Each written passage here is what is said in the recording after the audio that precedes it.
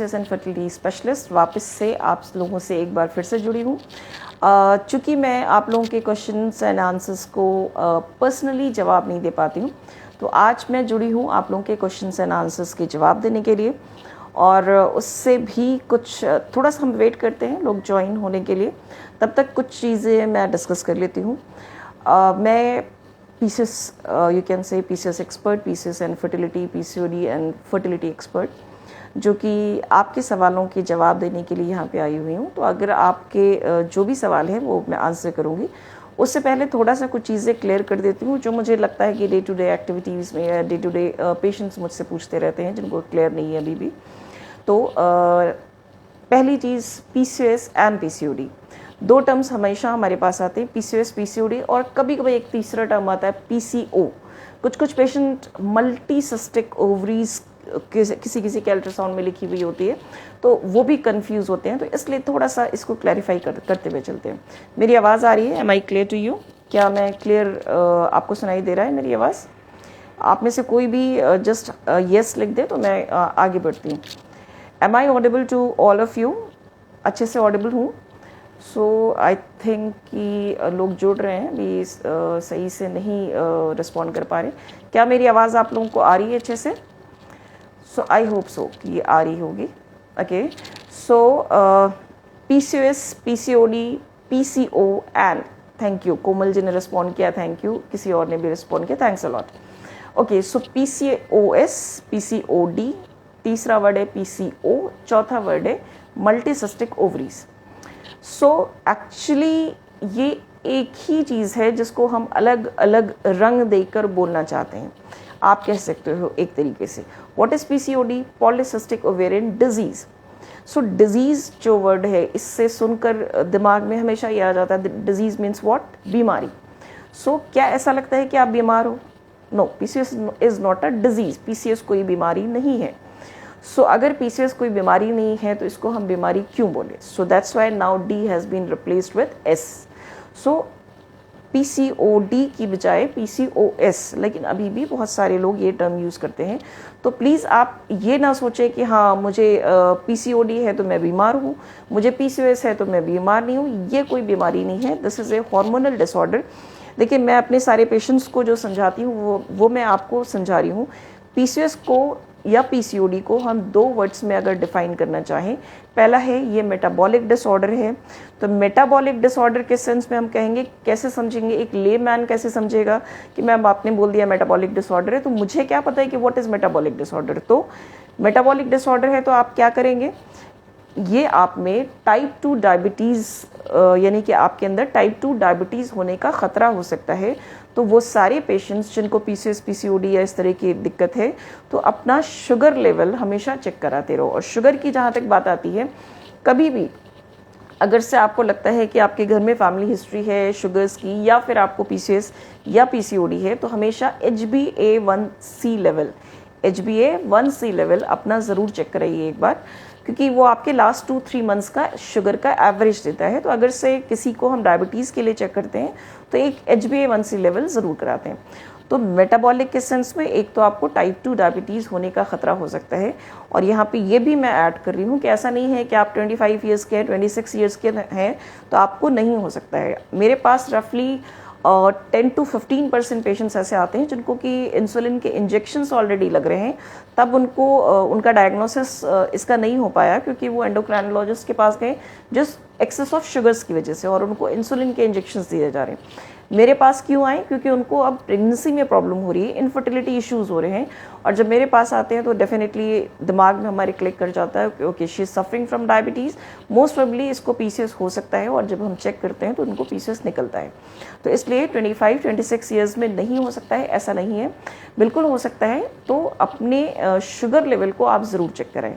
दूसरा, मेटाबॉलिक के लिए आपको क्या चेक कराना चाहिए? आपका ये liver profile, liver function test, ये आपको एक बार ज़रूर से चेक कराना चाहिए। तीसरा, आपका कोलेस्ट्रॉल एंड लिपिड प्रोफाइल जो है वो डिस्टर्ब हो सकता है, यानी कि आपका कोलेस्ट्रॉल बढ़ सकता है या ट्राइग्लिसराइड्स वगैरह ये बढ़ सकते हैं। तो इन 3 चीज़ों को आप ज़रूर चेक कराएं। उससे पहले कि मैं और पीसीओएस की तरफ बढ़ूँ, कुछ चीज़ें और आपको बताती चलती हूँ कि जो आपको ज़रूर चेक कराना चाहिए, जो ज़्यादातर पेशेंट्स नहीं कराते हैं और उनको लगता है पीसीओएस की वजह से ऐसा है। देखिए अभी के वक्त में क्या हो रहा है कि ज़्यादातर 99.9% पेशेंट्स में जो वीकनेस का कॉज है, that is not due to PCOS, that is due to deficiency of vitamin D. तो वो सारे लोग जिन्होंने विटामिन डी को टेस्ट नहीं कराया है, तो प्लीज़ अपने vitamin D and vitamin B12 level को ज़रूर से चेक कराएं, क्योंकि ये दोनों ही चीज़ें ऐसी हैं जो कि आपके अंदर बहुत ज़्यादा वीकनेस कॉज करेंगी और उसकी वजह से आपकी पीसीओएस की प्रॉब्लम जो है और बढ़ जाएगी, आपकी इनफर्टिलिटी की प्रॉब्लम जो है उसमें भी और ज़्यादा प्रॉब्लम आ जाएगी। और उसके अलावा एक चीज़ और कि अगर से आप प्रेग्नेंट होती हैं और आपके अंदर अगर विटामिन डी की डेफिशिएंसी होती है, तो उसकी वजह से हो सकता है कि बच्चे की हड्डियां भी कमज़ोर हो।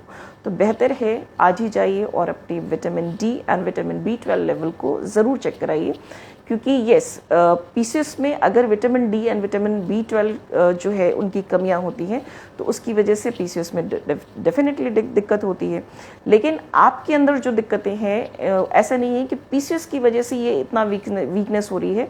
आप लोग चूँकि जब हेल्थ चेकअप लेते हो, कभी आप मतलब आप में से बहुत सारे लोगों ने लिया होगा, हेल्थ चेकअप के पैकेजेस लेते हैं, तो हमेशा एक चीज़ याद रखना, अगर आप पैकेजेस लेते हो तो उसमें vitamin B12 and vitamin D ज़रूर से इंक्लूड कराइए, क्योंकि अभी इसकी डेफिशिएंसी, खास करके विटामिन B12 की deficiency both male and female, उन दोनों में हमेशा चेक होनी चाहिए। जो लोग भी इनफर्टिलिटी से जूझ रहे हैं, जो पीसीओएस इनफर्टिलिटी से जूझ रहे हैं, तो मेल एंड फीमेल दोनों ही इस चीज़ को सुन लें कि विटामिन B12 की अगर से आप दोनों में से किसी में भी डेफिशिएंसी है, तो ये टेम्परेरी इनफर्टिलिटी कॉज कर सकती है। अगर आप में से वो लोग जिनको ये लगता है कि वो ट्रीटमेंट का कॉस्ट भी नहीं कर सकते हैं या मेडिसिन कॉस्टली होती हैं, तो एटलीस्ट अपने आप को चेक करा के रखिए, ताकि आपकी चीज़ें एक्यूरेटली पता हो और डॉक्टर उस हिसाब से ट्रीटमेंट कर पाए। या हो सकता है कि आपको डॉक्टर की ज़रूरत ना पड़े और आप अपनी इन चीज़ों को आप बैलेंस करवाइए और आप प्रेग्नेंट हो जाइए और आपकी जो भी चीज़ें हैं वो बैलेंस हो जाए। तो हमेशा अपने vitamin B12 and vitamin D level को ज़रूर से चेक कराइए, अगर आप पीसीओएस ट्रीटमेंट के लिए जा रहे हैं या फिर नहीं जा रहे हैं, डेफिनेटली। अच्छा, उसके अलावा अभी हम बात कर रहे थे, ये बात हमने की आपके मेटाबॉलिक स्टेटस की, यानी कि पीसीओएस को अगर हम 2 वर्ड में एक्सप्लेन करना चाहें, तो one is metabolic and second is hormonal imbalance. So yes friends, PCOS कोई बीमारी नहीं है, पीसीओएस क्या है, हार्मोनल इम्बैलेंस है। तो आपको चेक भी अपने हार्मोन्स को कराना चाहिए। देखिए मेरे पास लोग इतने सारे अल्ट्रासाउंड्स लेकर आ जाते हैं, हर 3 महीने पे, हर 2 महीने पे अल्ट्रासाउंड को रिपीट करके देखा गया। तो please don't repeat your ultrasounds again and again, नहीं ज़रूरत है उतनी। आपको जो ज़रूरत है वो है, PCOS is what, basically hormonal disorder. तो अगर वो हार्मोनल डिसऑर्डर है तो आपको अपने हार्मोन्स को ज़रूर चेक करना चाहिए। ये किसी ने क्वेश्चन पूछा है, मैम क्या पीसीओडी में प्रेगनेंसी कंसीव हो सकती है? डेफिनेटली पारुल जी, पीसीओडी में प्रेगनेंसी कंसीव हो सकती है, लेकिन येस, यहाँ पे थोड़ा सा एक चीज़ मैं बता दूँ कि पीसीओडी या पीसीओएस में रफली 60 to 70% इनफर्टिलिटी इश्यूज़ होते हैं। लेकिन अगर आप ये सोच के, जस्ट मेरे आंसर से ये सोच के घर बैठ जाएंगी कि येस कंसीव हो जाएगी मुझे, तो आप गलत करेंगी। आप अपने आप को अच्छे से ट्रीट करवाइए, क्योंकि मोर देन 80% पीसीओएस इनफर्टिलिटी के जो, या पीसीओडी इनफर्टिलिटी के जो केसेस होते हैं, मोर देन 80% केसेस में प्रेगनेंसी हो सकती है अगर उनको सही तरीके से ट्रीट किया जाए। तो आप एक अच्छे डॉक्टर को दिखाइए और उनके गाइडेंस में अपने आप को ढंग से ट्रीट कराइए। और अगर से आपको लगता है कि आपको मुझसे ट्रीटमेंट लेना है, तो आप मुझसे ऑनलाइन ट्रीटमेंट कभी भी बुक करा सकते हैं, या फिर मेरे क्लिनिक पे दिल्ली में मेहरौली एरिया नियर कुतुब मीनार, आप इस नंबर पे कॉल करके ट्रीटमेंट को बुक कर सकते हैं। दैट इज़ +91, जो कि आउट ऑफ इंडिया है, वो बुक कर सकते हैं। ऑनलाइन कंसल्टेशन ऑडियो या वीडियो बुक कर सकते हैं। दैट इज़ +91 8800 740 तो जो लोग दिल्ली नहीं आ सकते हैं, जो मुझसे पर्सनली नहीं मिल सकते हैं, वो मुझसे ऑनलाइन कंसल्टेशन भी बुक करा सकते हैं। नहीं तो आपके अपने जो भी लोकल डॉक्टर हैं, जो भी इसमें स्पेशलिटी रखते हैं या स्पेशलिस्ट हैं, आप उनके अंडर में एक अच्छे से ट्रीटमेंट लीजिए और फिर आप उस ट्रीटमेंट के ज़रिए आपको अपने आप को कंसीव करने में हेल्प करनी चाहिए। सो येस, पीसीओएस में प्रेगनेंसी पॉसिबल है, लेकिन ये सोच के अगर आप घर बैठ जाओगे तो वो आप अपना टाइम वेस्ट करोगे। इट्स बेटर कि आप अपने आप को ढंग से चेक कराकर अपने हार्मोनल प्रोफाइल को चेक कराइए, अपने मेटाबॉलिक प्रोफाइल को चेक कराइए, एक फुल बॉडी चेकअप कराइए, और एक अल्ट्रासाउंड डेफिनेटली 6 मंथ्स में 1 अल्ट्रासाउंड। अच्छा, ये पारुल जी ने फिर पूछा, मैम मेरे सारी रिपोर्ट सही हैं फिर भी प्रेगनेंसी कंसीव नहीं। पारुल जी, अब ये तो आपकी डॉक्टर बताएंगे जिनको आपने दिखाया है कि प्रेगनेंसी कंसीव नहीं हो रही है। अगर आप मुझसे पूछेंगे तो मैं कहूँगी कि एक बार आप मुझ पे भरोसा करके एक बार मुझसे कंसल्टेशन बुक कीजिए। जब तक मैं नहीं देख लेती कोई चीज़, मैं किसी और की चीज़ तो आपको नहीं बता पाऊँगी, लेकिन हाँ इतना ज़रूर कहूँगी कि हो सकता है कहीं ना कहीं कभी कभी छोटी छोटी सी चीज़ें होती हैं जहाँ पे नज़र नहीं जाती, और मैं उन्हीं माइन्यूट चीज़ों को तलाश करती हूँ और उसको तलाश करके मैं फिर उसको ट्रीट करती हूँ।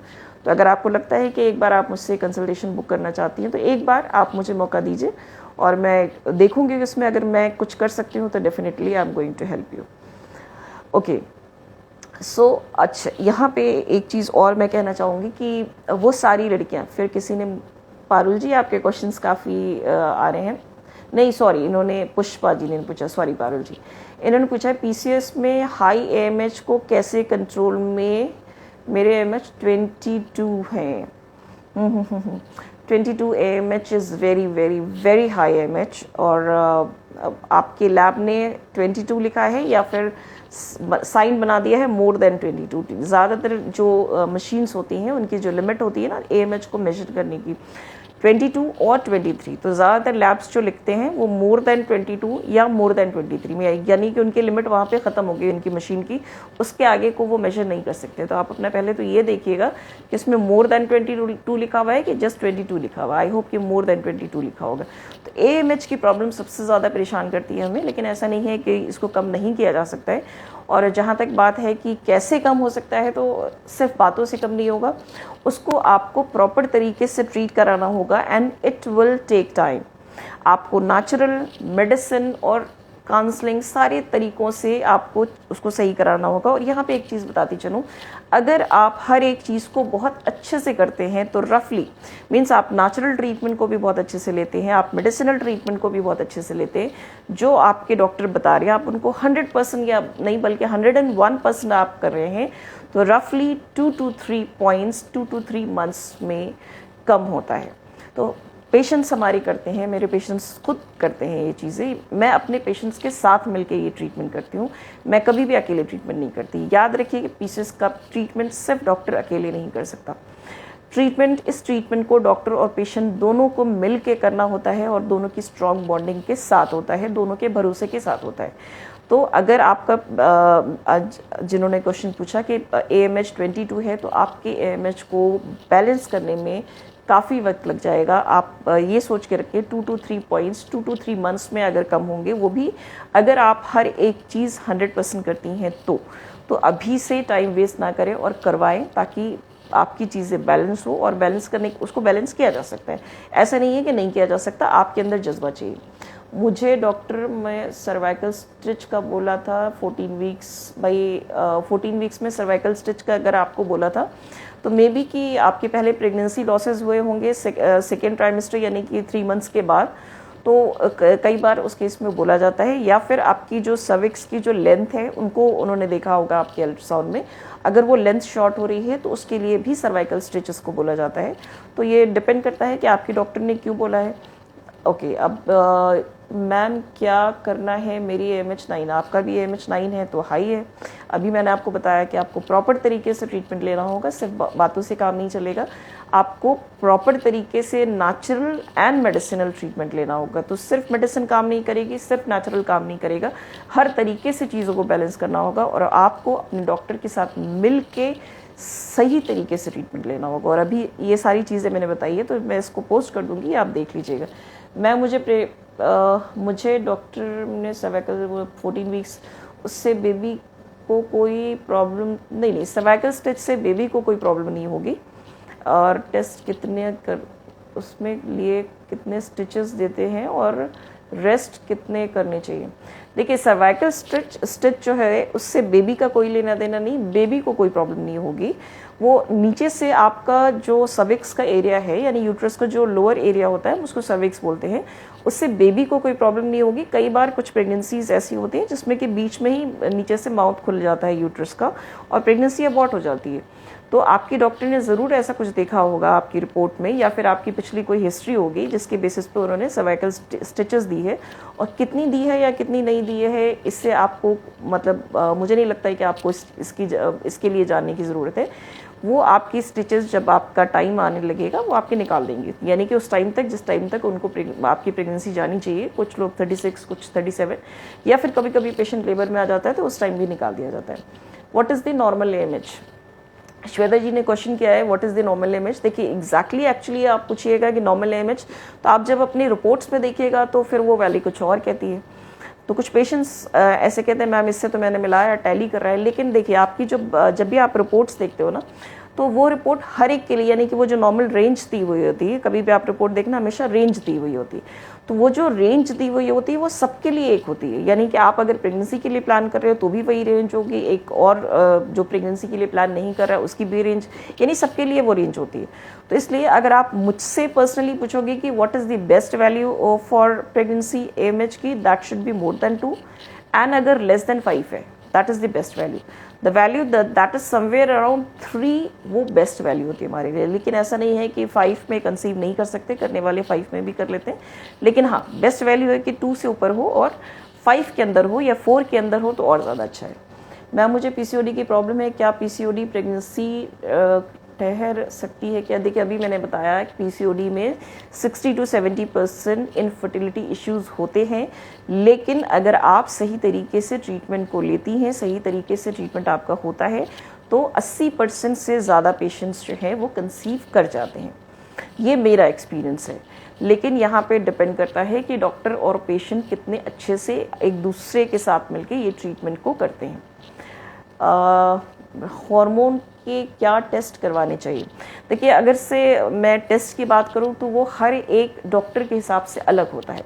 इसमें मैं आपको कुछ चीज़ें बोलना चाहूँगी कि देखिए प्लीज़ आप अपने टेस्ट को अपने हिसाब से कभी मत करवाइएगा। आपके डॉक्टर को क्या टेस्ट देखना है, जैसे मुझे कुछ बेसिक टेस्ट देखने होते हैं, मुझे बहुत ज़्यादा टेस्ट की ज़रूरत नहीं होती, लेकिन हाँ कुछ बेसिक 7 टेस्ट मैं अपने पेशेंट्स में देखती हूँ, क्योंकि मेरे ट्रीटमेंट में नेचुरल ट्रीटमेंट जो शामिल होता है तो वो ऑलरेडी बाकी चीज़ों को कवर करता है। तो इसलिए मैं बहुत सारे टेस्ट नहीं देखती, लेकिन आप किसको दिखा रहे हैं, आपकी डॉक्टर को क्या चाहिए, तो आप उनके हिसाब से टेस्ट कराइए। लेकिन हाँ अगर आप मुझे पूछेंगे कि मुझे क्या टेस्ट चाहिए तो यस, मेरे लिए सबसे इम्पॉर्टेंट टेस्ट जो होता है, मेरे लिए जो सबसे इम्पॉर्टेंट टेस्ट होता है वो AMH होता है डेफिनेटली, और FSH and LH होता है, आपका टेस्टोस्टेरोन होता है, और प्रोलैक्टिन और थायराइड डेफिनेटली आप चेक कराइए। अगर आपने लास्ट 6 मंथ्स में नहीं कराया है तो कराइए, क्योंकि कई बार ऐसा होता है कि इधर थायराइड है, इधर PCOD की या PCOS की वजह से प्रॉब्लम हो रही है, और इधर आपका थायराइड भी बढ़ा हुआ है, इधर आपका प्रोलैक्टिन भी बढ़ा हुआ है, तो इनको भी चेक कराइए। एक एस्ट्राडियोल लेवल होता है, इनको भी चेक कराइए। बहुत सारे लोग इंसुलिन को चेक कराते हैं, मैं जनरली नहीं कराती हूँ, लेकिन मैंने वही कहा कि और भी बहुत सारे टेस्ट होते हैं। अगर हम मेल हार्मोन की बात करें तो उसमें भी कई सारे पार्ट्स होते हैं, टोटल एंड फ्री, उसके अलावा DHEAS, तो मुझे इतने सारे टेस्ट की ज़रूरत नहीं होती है, लेकिन सारे डॉक्टर्स अपने हिसाब से टेस्ट कराते हैं, तो आप अपने हिसाब से नहीं कराइए, आप अपने डॉक्टर के हिसाब से टेस्ट कराइए कि उनको क्या चाहिए। तो इसलिए अगर PCOS के टेस्ट की बात करें तो वो हज़ारों टेस्ट होते हैं, लेकिन आपके डॉक्टर को क्या चाहिए उसके हिसाब से आप टेस्ट कराइए। तो आप जिनको कंसल्ट कर रहे हैं बेहतर होगा कि आप उनके गाइडेंस में जाके वो टेस्ट कराइए, उनके अंडर में जाके वो टेस्ट कराइए, ताकि आपके पैसे वेस्ट ना हो। और अगर आप मुझसे ले रहे हैं तो फिर मुझसे पूछ के टेस्ट कराइए, तो मेरे हिसाब से टेस्ट कराइए, क्योंकि मुझे मेरे पर्टिकुलर टेस्ट चाहिए होते हैं कि हाँ इनके बिना मुझे ट्रीट करना मुश्किल होगा, क्योंकि सबका देखो अपना तरीका होता है किसी भी केस को ट्रीट करने का। सर्वाइकल स्टिचेस के बाद किन बातों का ख्याल, देखिए यहाँ पे मेरे ख्याल से हम तो वैसे PCOS सेशन कर रहे हैं, सर्वाइकल स्टिचेस का PCOS से कोई लेना देना नहीं है, लेकिन सर्वाइकल स्टिचेस के बाद आपको आराम करना चाहिए। आपको जो भी मेडिसिन वगैरह एडवाइस की गई हैं उनको आपको ख्याल रखना है। और स्टिचेस के बाद रेस्ट कितने दिन टेक करना चाहिए? देखिए स्टिचेस के बाद रेस्ट कितने दिन करना चाहिए ऐसा कोई डिफाइंड टाइम नहीं है, लेकिन आपको रेस्ट करना चाहिए डेफिनेटली। मैम एएमएच को कंट्रोल करने के लिए कुछ नेचुरल तरीके बताइए। अच्छा जी, पुष्पांजलि जी ने पूछा है कि एएमएच को कम करने के लिए कुछ नेचुरल तरीके बताइए। ठीक है, मैं बिल्कुल बता रही हूँ, कॉपी पेन लीजिए और बैठिए जल्दी से। देखिए, सबसे पहले सिनेमन आप सब जानते हैं, दालचीनी। सिनेमन टी यानी कि दालचीनी का एक टुकड़ा लीजिए डेली, उसको खौलाइए पानी में और डेली दिन में 2 से 3 बार लीजिए, सबसे अच्छी चीज़ होती है। दालचीनी का टुकड़ा डेली लीजिए, कम से कम एक टुकड़ा दालचीनी, उसको बॉईल कीजिए, 10 मिनट्स तक बॉईल कीजिए और उसके पानी को डेली दिन में 2 से 3 बार कीजिए। या फिर उसको आप रात को भिगो सकते हैं गर्म पानी में और उसके बाद उसको सुबह उठ के पी सकते हैं। ये एक तरीका है। उसके अलावा आप अपनी एक्सरसाइज और डाइट वगैरह को मैनेज कीजिए, आप अपना शुगर छोड़ दीजिए। देखिए, डाइट मैनेजमेंट वगैरह के लिए मैंने बहुत सारे सेशंस किए हुए हैं। आप मेरे यूट्यूब चैनल पे जाइए, उस पर मैंने डाइट के बारे में बहुत सारा बताया हुआ है, ऑलरेडी बताया हुआ है। आई थिंक इसके पहले भी एक सेशन किया था, उस पर मैंने बताया हुआ है। थोड़ा सा आपको पीछे जाना पड़ेगा, तो उसमें डाइट मैनेजमेंट का बताया हुआ है। तो एएमएच को कम करने के लिए सिर्फ एक चीज़ नहीं होती है, बहुत सारी चीज़ें बैलेंस करनी होती है। अगर नेचुरल तरीके की बात करें तो ये एक तरीका ऐसा है जो बहुत इंपॉर्टेंट होता है, डेफिनेटली आप कीजिए। लेकिन इसके साथ साथ और जो बाकी तरीके मैंने पहले बताए हुए हैं, उन सबको भी आपको स्टार्ट करना होगा। लेकिन हाँ, यहाँ पे मैं बताती चलूँ कि अगर से आपकी शादी को 1 साल या 2 साल हुआ है तो आप अपने से टाइम ले सकती हैं, लीजिए। लेकिन मैं कहूँगी अगर आपकी मैरिज को ज़्यादा साल हो गया है और अगर आप प्रेगनेंसी के लिए प्लान कर रहे हैं तो फिर बेटर होगा कि आप डॉक्टर की हेल्प लीजिए। क्योंकि जब मेरे साथ प्रॉब्लम कब आती है, मैं पर्सनली आपको बोलूँ कि मुझे प्रॉब्लम कब फेस करनी पड़ती है इनफर्टिलिटी के केस में, कि अगर पेशेंट मेरे पास काफ़ी सालों के बाद आ रही है, यानी कि वो ऑलरेडी 4 साल 5 साल उसके मैरिज को हो गया है, इधर उधर से कई साल से वो ट्रीटमेंट ले रही है, तो फिर वो टाइम नहीं देना चाहती। That is the main problem. और उसका जो स्ट्रेस लेवल होता है वो बहुत हाई होता है। तो काउंसलिंग एक ऐसा ज़रिया है जिससे कम किया जाता है। बहुत सारे पेशेंट पे उसका असर होता है, लेकिन कुछ पेशेंट पे नहीं होता है। फैटी लिवर ग्रेड 2 प्रेगनेंसी में कोई प्रॉब्लम तो नहीं होगी। देखिए, आप बिल्कुल ऑयल, घी, बटर और जितनी भी फैटी चीज़ें बिल्कुल खाना छोड़ दीजिए और अपने आप को चेक कराती रहिए। मैम, पीसीओडी प्रॉब्लम है, कंसीव होना मुश्किल है क्या? शाइस्ता जी, आप बहुत लेट जुड़ी हैं। मैंने भी ये सारी चीज़ें बहुत पहले बता दी है, तो प्लीज़ आप इस सेशन को मैं अपलोड कर दूँगी, आप जाइए इस सेशन को सुनिए। मैंने सारी चीज़ें बहुत डिटेल में ऑलरेडी बताई हुई है। मैम, मुझे पीसीओडी है, पीरियड रेगुलर नहीं आता है। जी, पीसीओडी की एक बहुत बड़ी समस्या है कि पीरियड जो होता है उसमें दिक्कत होती है। कई लोग तो ऐसे होते हैं जिनको अभी लास्ट कुछ मंथ पहले मेरे पास यूएस से एक पेशेंट आया था, उनको तो साल भर से पीरियड नहीं आ रहा था और आप यकीन नहीं करेंगे उनको कोई ट्रीटमेंट नहीं हो रहा था। तो इंडिया में तो फिर भी हम मेडिसिन देते हैं और ट्रीटमेंट करते हैं, बट उन जगहों पे तो और मुश्किल होती है। कि अभी जस्ट मैं कैम्ब्रिज की पेशेंट थी, उसको मैं कंसल्ट करी थी, तो she was also having this problem कि 1 ईयर से उसको पीरियड नहीं आ रहा है। अभी जस्ट 10 मिनट्स पहले सेशन स्टार्ट करने से कि 1 ईयर से उसको पीरियड नहीं आ रहा है और दे आर गिविंग नथिंग, कुछ भी नहीं दिया जा रहा है उसको। तो प्रॉब्लम हमारे लिए ये हो जाती है उन पेशेंट्स को कंसल्ट करने के बाद कि उनको मेडिसिन हम किस तरीके से प्रोवाइड कराएं, क्योंकि वहाँ पे हमारे हिसाब से मेडिसिन नहीं मिलती हैं। ओके, थैंक्स मैम, आप बहुत अच्छे से समझाते हो, थैंक यू। मैम, मुझे 8 मंथ्स हो गया, एक बार भी कंसीव नहीं हुआ है, डोमिनेंट फॉलिकल नहीं बनता है, क्या करूँ? देखिए, पहली चीज़ तो ये है कि आप डोमिनेंट फॉलिकल बनवाने की कोशिश में नहीं लगिए।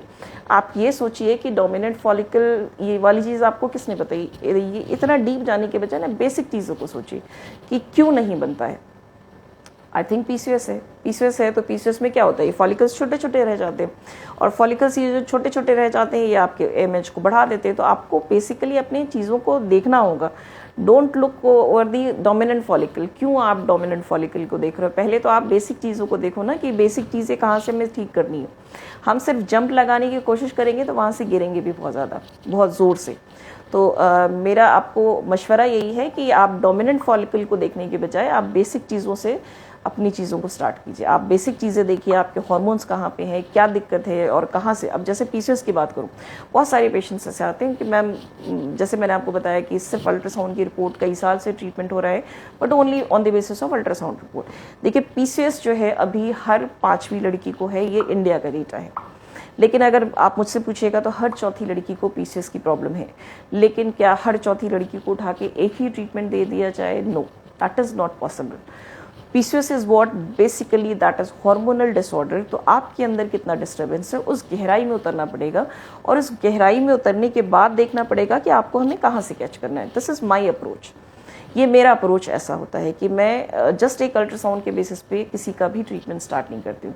और मुझे लगता है कि ये मेरा सोचना है, या आप कह सकते हैं ये मेरी नॉलेज है, कि अभी तक जितने पेशेंट्स को मैंने ट्रीट किया है उनके बेसिस पे मैं आपको यही कह सकती हूँ कि सिर्फ अल्ट्रासाउंड के बेसिस पे अगर आपका ट्रीटमेंट चल रहा है तो आई थिंक कि आपको थोड़ा सा सोचना होगा कि अगर ये हार्मोनल प्रॉब्लम है तो उसको चेक कराइए और उसके हिसाब से ट्रीटमेंट लीजिए।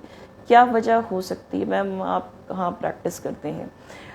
देखिए, मैं प्रैक्टिस दिल्ली में करती हूँ, नियर कुतुब मीनार। अगर आप मेरे क्लिनिक पे आके विजिट करना चाहते हैं, या फिर अगर आप दिल्ली में नहीं हैं, दिल्ली आउटसाइड ऑफ दिल्ली हैं, तो आप मुझसे ऑनलाइन ऑडियो या वीडियो कंसल्टेशन भी बुक करा सकते हैं। तो आप चाहे क्लिनिक विजिट करना चाहते हैं या फिर ऑडियो या वीडियो कंसल्टेशन बुक कराते हैं, आप इन किसी भी केस में आप इस नंबर पे कॉल करके अपना कंसल्टेशन बुक करा सकते हैं। वो नंबर है +91 8800 740 215 तो इस नंबर पे कॉल करके अपना ऑनलाइन या फिर इन क्लिनिक कंसल्टेशन बुक करा सकते हैं। क्या किसी के और क्वेश्चंस बचे हैं, या फिर चलूँ मैं? Very good, I resided in Delhi only. Okay, nice to see this. Shweta ji, फिर मुलाकात होती है। आइए, आप किसी दिन आइए, कंसल्टेशन करते हैं आपका, देखते हैं कहाँ पे क्या प्रॉब्लम है। Okay, so any questions more guys? I hope कि आज के लिए इतना ही। एक और छोटी सी बात बताती हुई चलती हूँ। देखिए, जो भी अभी अपने 20 ईयर्स के आसपास है, 20, 21, 22, मैरिड या अनमैरिड, दोनों को मैं बोलूँगी। अगर मैरिड है, बच्चे हैं तो ठीक है, दैट्स ओके। बट अगर अनमैरिड है या मैरिड है और अभी बच्चे नहीं हैं, तो उन सबको मैं कहूँगी एक बार अपने आप को अच्छे से टेस्ट कराइए। देखिए, सिर्फ मेडिसिन लेना, बस आप कंटिन्यूसली बिना किसी टेस्ट के मेडिसिन ले रहे हो, तो आई डोंट थिंक कि that is the correct way of treatment. तो थोड़ा सा आप भी अपने दिमाग से सोचो कि अगर आपने अपने आप को थॉरली चेक नहीं कराया है, बिना उसके अगर आप ट्रीटमेंट ले रहे हो, तो क्या आप सही कर रहे हो? कभी कभी ऐसा होता है, देखिए, कहीं पे कभी एक साइड में प्रॉब्लम होती है, कभी हमारी साइड से भी प्रॉब्लम हो सकती है, बिल्कुल हो सकती है। लेकिन सोचना आपका काम है कि जिसकी गहराई में हम नहीं उतरेंगे तो उसके ट्रीटमेंट को कैसे पहचानेंगे? हमें कैसे पता चलेगा कि पीसीओएस तो एक हर चौथी लड़की को हो रहा है या हर पांचवी लड़की को हो रहा है? तो क्या हर पांचवी लड़की को हम एक ही तरीके से ट्रीट कर सकते हैं? Is it possible? तो क्या आप में से जो भी लोग जुड़े हुए हैं, कि आप मुझे बताओ कि हर पांचवी, अगर सरकारी डेटा पे जाए तो हर पांचवी लड़की को पीसीओएस हो रहा है, तो क्या हर पांचवी लड़की को हम एक ही ट्रीटमेंट दे सकते हैं? Is it possible? सबको, अगर 5 लोग हैं और 5 लोगों को फीवर है, तो क्या ये सारे 5 लोगों को फीवर का कारण या वजह एक ही हो सकती है? Is it possible? ऐसा हो सकता है? मेरे ख्याल से तो नहीं हो सकता। हो सकता है एक को टाइफाइड हो सकता है एक को डेंगू हो सकता है एक को ट्यूबरक्लोसिस की वजह से हो सकता है किसी को जस्ट वायरल फीवर हो। तो इस तरीके से कुछ भी हो सकता है। तो हमें उसकी गहराई में उतरना होगा, उसके रूट में जाना होगा कि क्या क्या चीज़ें डिस्टर्ब हैं। तो जब तक हमें नहीं पता चलेगा, अभी किसी ने जैसे पूछा कि डोमिनेंट फॉलिकल मेरा नहीं बनता है, तो आप डोमिनेंट फॉलिकल को देख क्यों रहो? आप पहले ये देखो ना कि कहाँ कहाँ प्रॉब्लम आ रही है। तो आप नहीं देख पाओगे ये चीज़, जाहिर सी बात है आपका डॉक्टर देख पाएगा। तो आप उसी हिसाब से डॉक्टर से कंसल्ट करो कि प्रॉब्लम कहाँ कहाँ पे आ रही है, क्योंकि जब तक आपकी उन प्रॉब्लम्स को बैलेंस नहीं किया जाएगा, ट्रीटमेंट पॉसिबल नहीं है। मैम, आप आयुर्वेदिक ट्रीटमेंट करते हैं या एलोपैथिक? पहले तो मैं आयुर्वेदिक डॉक्टर नहीं हूँ, मैं बता देती हूँ। मैं MBBS हूँ, उसके बाद मैंने DNB ऑब्स्टेट्रिक्स एंड गायनेकोलॉजी में 3 इयर्स की ट्रेनिंग की हुई है। उसके अलावा मैंने PCOS कोर्स जो है वो ऑस्ट्रेलिया एंड अमेरिका से PCOS कोर्स एंड सर्टिफिकेशन लिए हुए हैं। उसके अलावा मैंने PCOS एंड फर्टिलिटी कोर्स जो है वो चेन्नई से किया हुआ है। So I am not an Ayurvedic और होम्योपैथिक डॉक्टर। कुछ लोगों की इस तरीके से क्वेरीज आती है तो मैं बता दूं, लेकिन मेरा जो PCOS का अप्रोच है वो डिफरेंट होता है, natural as well as medicine. लेकिन मैं मेडिसिन के फॉर्म में हॉर्मोन्स नहीं देती हूँ। तो PCOS की फील्ड में मैंने जो कदम रखा है, आप कह सकते हैं, जो इतने सालों से ट्रीटमेंट कर रही हूँ और PCOS को जो मैंने गहराई से पढ़ा है, तो इसलिए मैं PCOS में हॉर्मोन्स देना प्रेफर नहीं करती, क्योंकि मेरे हिसाब say that is a temporary method of treatment और मैं वो प्रेफर नहीं करती हूँ। तो this is how I treat natural along with medicine भी बहुत तरीके की होती हैं, क्योंकि पीसीओएस में देखिए बहुत सारी डिफिशिएंसीज होती हैं न्यूट्रिएंट्स एंड विटामिन की। तो कुछ महीना हमें उसे मेडिसिन के फॉर्म में रिप्लेस करना पड़ता है। फिर आपके हार्मोनल प्रोफाइल्स जो हैं वो कितने डिस्टर्ब है, उस हिसाब से कुछ मेडिसिन चलती हैं, क्योंकि आपके अंदर जो डिस्टर्बेंस है उनको बैलेंस करना ज़रूरी है। अगर बैलेंस नहीं करेंगे क्या तो आगे हम रिजल्ट्स नहीं देख सकते। तो आप सब याद रखिए कि आप डोमिनेंट फॉलिकल्स को मत देखिए, आप ये देखिए कि आपके अंदर गहराई में उतर के कि क्या रूट कॉज है। मतलब रूट कॉज आप सोच रहे हैं कि पीसीओएस से नहीं, पीसीओएस तो एक वाइड टर्म है। पीसीओएस के अंदर जाके गहराई में उतरना पड़ेगा कि उसकी वजह से आपके अंदर हार्मोनल डिस्टर्बेंस कितना है। तो हार्मोनल डिस्टर्बेंस जाने बिना क्या क्या हार्मोन्स डिस्टर्ब हैं, किस तरफ से डिस्टर्ब है, मतलब बहुत हाई जा रहे हैं, मीडियम है या फिर बैलेंस है लेकिन कुछ और प्रॉब्लम आ रही है, तो वो सारी चीज़ें देखना ज़रूरी होता है। देखिए आप सब पढ़े लिखे हैं तभी आप इंस्टाग्राम पे हैं, तो ये सारी चीज़ें बहुत बेसिक है। सिर्फ दवा ले लेना इलाज नहीं है। जब तक आप अपने आप को चेक नहीं कराओगे तब तक नहीं पता चलेगा कि आपका इलाज किस तरीके से होना चाहिए। और पर्सनली पीसीओएस का इलाज मुझे लगता है कि डॉक्टर अकेले नहीं कर सकता और पेशेंट अकेले नहीं कर सकता। इसमें डॉक्टर एंड पेशेंट की स्ट्रॉन्ग बॉन्डिंग बनना बहुत ज़रूरी होता है। और मैं अपनी क्लिनिक पे और मैं अपने पेशेंट्स के साथ इसी स्ट्रॉन्ग बॉन्डिंग के साथ चलती हूँ, क्योंकि मेरा पेशेंट मेरे साथ मिलकर ट्रीटमेंट करता है। हेलो मेघा जी शायद अभी जुड़ी हैं। हेलो जी मेघा जी, मेरे ख्याल से हम सेशन को एंड करने जा रहे हैं। क्विकली आपका कोई क्वेश्चन है तो आप मुझसे पूछ सकती हैं। काफ़ी देर हो गया, आई थिंक 1 o'clock का टाइम था, मैं थोड़ा सा लेट जुड़ी थी। So I think that's all for today. फिर किसी दिन थोड़ा सा पहले ही मैं इंटीमेट कर पाती हूँ, थोड़ा सा पहले ही मैं आप लोगों को मैसेज दे पाती हूँ। आज आई थिंक मैंने थोड़ा पहले दे दिया था, तो आज मैं चलती हूँ। मेघा जी क्विकली आपका कोई क्वेश्चन है तो जल्दी से आप पूछ लीजिए, ताकि मैं अब जा रही हूँ, थोड़ा ओपीडी है मेरी। मुझे कोई पाइल्स, सॉरी मेघा जी, पाइल्स का पीसीओएस से कोई रिलेशन नहीं है। सो इस क्वेश्चन को हम इस सेशन में नहीं लेंगे। So thank you Shweta ji, thanks a lot. Okay guys, so आज के लिए इतना ही। Thank you, thanks a lot. Again I am repeating, वो सारे पेशेंट्स जो दिल्ली में नहीं है, देखिए दिल्ली एनसीआर के सारे पेशेंट्स को मैं एक बार प्रेफर करती हूँ कि मुझे आके फिज़िकली चेक करवा लें, क्योंकि कभी कभी कुछ फाइंडिंग्स ऐसी होती हैं जो कि फ़िज़िकल चेकअप में मिलती हैं। तो मैं दिल्ली एनसीआर के वो सारे पेशेंट्स जो दिल्ली एनसीआर के हैं उनसे मैं ये ज़रूर कहती हूँ कि एक बार हो सके तो पहली बार आप आके मुझसे मिल लें और एक बार फिज़िकल चेकअप ज़रूर कराएं। क्योंकि कई बार आपके पीरियड का डिस्टर्बेंस, आपकी इनफर्टिलिटी का रिलेशन पीसीओएस के अलावा भी कुछ चीज़ों से होता है। कई बार मैंने जो देखा है, ये मैं बंद करने से पहले बताती हुई चलूँ, कई बार मैंने ऐसा देखा है, रफली आप कह सकते 60 to 70% में केसेस में मैंने देखा है ये चीज़ें मिस होती हैं कि पीसीओडी पेशेंट्स को पीआईडी की प्रॉब्लम होती है और वो पीआईडी की प्रॉब्लम की वजह से भी आपका पीरियड इरेगुलर हो रहा है, बट यू डोंट नो। कई पेशेंट की ये कंप्लेन है मुझे पीसीओएस है या पीसीओडी है और उसकी वजह से मुझे पेन हो रहा है। नहीं, उसकी वजह से नहीं हो रहा, आपको पीआईडी की वजह से हो सकता है। तो आपको चेक करना बहुत ज़रूरी होता है। तो वो सारे पेशेंट्स जो दिल्ली एनसीआर के होते हैं, और अगर आप ऑनलाइन कंसल्टेशन बुक कराना चाहते हैं आप बिल्कुल बुक करा सकते हैं, लेकिन मैं प्रेफर करूंगी कि पहली बार आप आकर एक बार चेकअप करा के जाइए, ताकि मैं फिज़िकली आपको चेक कर सकूं कि क्या इसके अलावा भी कोई प्रॉब्लम है जिसे लेके हमें चल रहा है, तो ज़्यादा बेहतर होगा। हाँ, जो लोग दिल्ली एनसीआर के बाहर हैं वो अगर नहीं आ सकते हैं तो वो बिल्कुल ऑनलाइन कंसल्टेशन ले सकते हैं। मैम यही से कुछ बता दीजिए।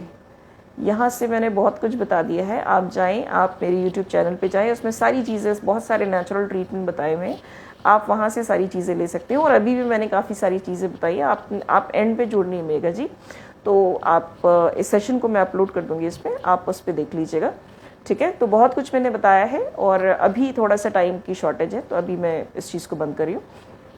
सो आई होप गाइस कि आज का सेशन आप लोगों को पसंद आया होगा। और अगेन मैं बताती चलूँ कि देखिए मैं पर्सनली आप लोगों के क्वेश्चंस को थोड़ा आंसर नहीं कर पाऊँगी, क्योंकि थोड़ा सा बिजी शेड्यूल रहता है, ऑनलाइन कंसल्टेशंस और ये सारी कंसल्टेशंस में थोड़ा बिजी शेड्यूल रहता है। तो बेहतर है कि आप सबके कुछ इम्पॉर्टेंट टॉपिक्स जब रहेंगे तो मैं देखूंगी उसमें से क्या क्वेश्चंस जो हैं बहुत कॉमन हैं, या फिर मैं ओपीडी में देखती हूँ कि क्या क्वेश्चंस हैं जिसमें पेशेंट्स बहुत कंफ्यूज है, फिर मैं उनको आप सबके सामने लाऊंगी। किस चीज़ का ट्रीटमेंट करती हैं आप? जीनत जी, पहले तो आप मेरे बारे में देखिए, पढ़िए, उसके बाद क्वेश्चन पूछिए, क्योंकि that is not related with the topic. चलिए आज के लिए इतना ही। फिर मिलेंगे गाइस, और फिर किसी नए क्वेश्चन और फिर आपके क्वेश्चन आंसर्स के लिए जवाब देने के लिए। अगेन मैं बताती चलूँ जाने से पहले, आप सब में जो भी मुझसे ऑनलाइन कंसल्टेशन लेना चाहता है, या फिर आप में से कोई भी ऑडियो या वीडियो या फिर क्लिनिक विजिट करना चाहता है मेरी दिल्ली वाली क्लिनिक में, दैट इज़ दिल्ली की जो मेरी क्लिनिक का लोकेशन है that is in Mehrauli near Qutub Minar. मैं मेहरौली नियर कुतुब मीनार यहाँ पे प्रैक्टिस करती हूँ, बट ऑनलाइन कंसल्टेशंस मैं all over India, in fact international भी करती हूँ। तो अगर आपको अपने कंसल्टेशंस को बुक कराना है तो इस नंबर पे जो मैं बता रही हूँ उस पर कॉल करके आप अपना कंसल्टेशन बुक करा सकते हैं। And the number is +91 8800740215। इस नंबर पे कॉल करके या मैसेज करके आप अपना ऑनलाइन या वीडियो या ऑडियो कंसल्टेशन बुक करा सकते हैं, या फिर क्लिनिक विजिट करना है तो भी इस नंबर पे कॉल करके आप अपना अपॉइंटमेंट फिक्स करा सकते हैं। सो गाइस, आज के लिए इतना ही। Thank you, thanks all, have a nice day.